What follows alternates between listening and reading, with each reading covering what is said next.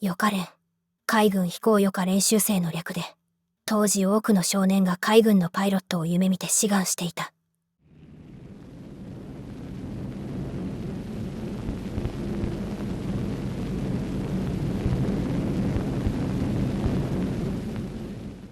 これはですね、あそこの霞ヶ浦です。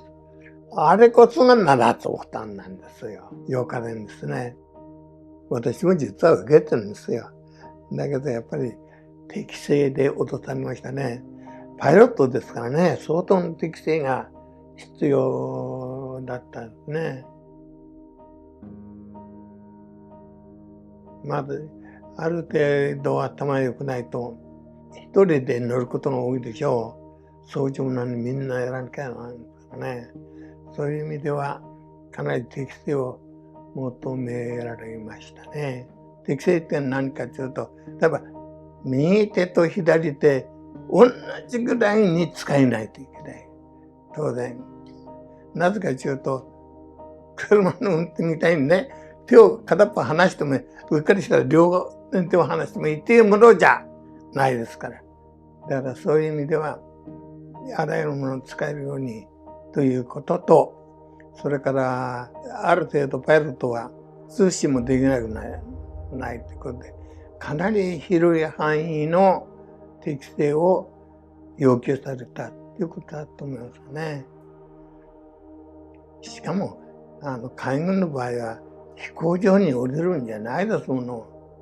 甲板だって何キロもあるわけじゃないですからね。せいぜい知らんでさえも200何メートルしかないわけですから、そこへ降りてくるわけですからね。たまたま後ろのフック引っ掛けることができるから止まるんであって。やっぱりかっこいいじゃないですか。それと一人だもの。叱られることないもん。それは行きたいと思った。それから当然何らかの成果を上げる。突っ込んでいってもいいわけですからね。自爆しても。そういう意味では、やっぱり特に真珠湾攻撃が終わってましたのでね。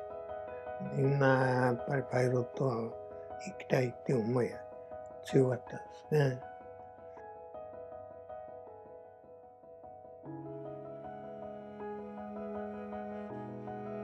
ゼロ戦は、まずですね、その飛行機の種類なんてわからない。我々は服用機ね。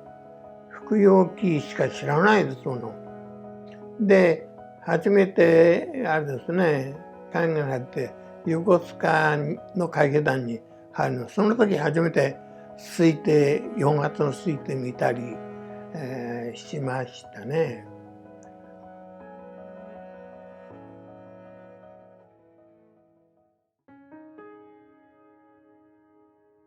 通信を受けたと。なぜかというと、少年兵として募集していたのは、予科練か、通信しかない。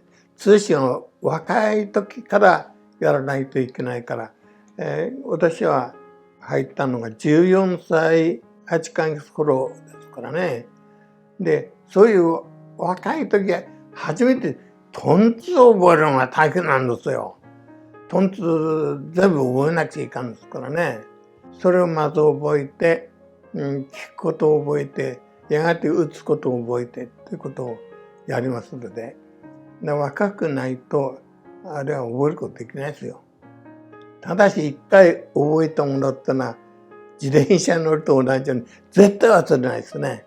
ですから今もどっかでモールスが聞こえてくるとすぐに書きたくなるんですね。それで今特にモールスやる人は少なくなったでしょう。アマチュアでさえもモールスしなくなりましたから。だからそういう意味では貴重なあるでしょうね。だからこそ電電甲子園に入れたっていう部分もありますね。当時は電報は全てこれだったから、モールスだったから。ですから、モールスはものすごく貴重な時代だったですね。横須賀海軍通信学、通信学ですね。通信をやるために。先ほど言ったように、少年兵を募集してるのはパイロットか通信しかなかったっていうことですね。最初はね、海兵団に入ることがあるんです。1週間もいなかったですね。すぐ通信課、久里浜の。今も久里浜に海軍の学校がありますよね。そもそも海軍通信兵を最初から受験したって。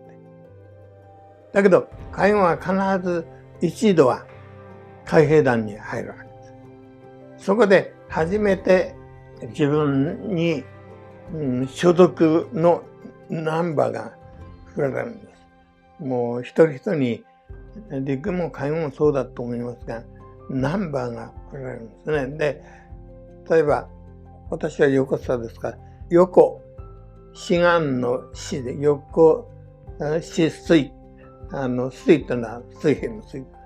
そして、4桁の番号が振られますね、一人一人に。で、そういう意味では、一度海兵団に短期間入ります。自分の家から私服で行きますので、そこで初めて、海軍の服に着替えると。で、着替えて、自分の着てきたものは全部送り返す。ですから1週間ぐらいいたんじゃないでしょうかね。それで、横須賀から久里浜まで歩かせられたね。もう歩いて久里浜に来ましたね。まあそうですね。行ったんですね。何キロあるのか忘れましたけど、とにかく長いっていう感じがしたね。久里浜の大きかったですね。ものすごい、校舎も鉄筋ビルの校舎が何棟かあって、その上に木造の校舎とかですね、ありまして。